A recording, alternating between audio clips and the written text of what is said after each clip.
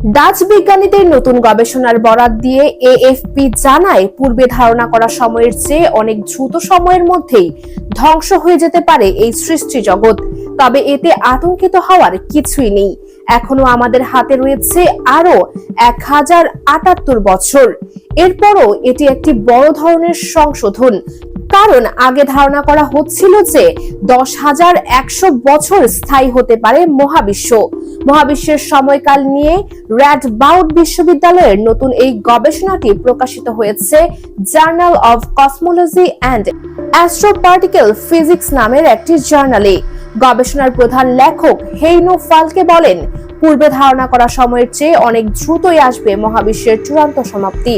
তবে সৌভাগ্যক্রমে এটিও বেশ অনেকটাই দূরে।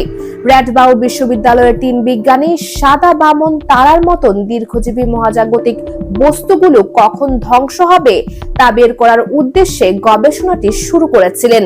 স্টিফেন হকিং এর নামে নামকরণ হওয়া হকিং বিকিরণ তত্ত্বের উপর ভিত্তি করে তারা এই হিসাব করেন। 1970-এর দশকের মাঝামাঝি সময়ে হকিং বলেছিলেন, কৃষ্ণ গহ্বর বা ব্ল্যাক হোলের নির্দিষ্ট আয়ুষ্কাল আছে। ব্ল্যাক হোল থেকে নির্গত হওয়া বিকিরণের কারণে এটি পানির গ্রাসে ধীরে ধীরে দ্রবীভূত হয়ে যাওয়া ট্যাবলেটের মতোই নিঃশেষ হয়ে যাবে। র্যাডবাউড বিজ্ঞানীরা এই ধারণা অন্যান্য মহাজাগতিক বস্তুর উপর প্রয়োগ করেন।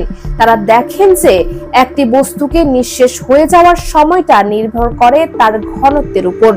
এভাবে তারা মহাবিশ্বের সবচেয়ে দীর্ঘস্থায়ী বস্তু সাদা বামনের তাত্ত্বিক বিলুপ্তিকাল নির্ধারণ করতে সক্ষম হন। গবেষণার সহলেখক ওয়াল্টার ড্যান সুইলেকেমের মতে, এই ধরনের প্রশ্ন বিশ্লেষণ করে আমরা তত্ত্বগুলো আরো ভালোভাবে বুঝতে চাই।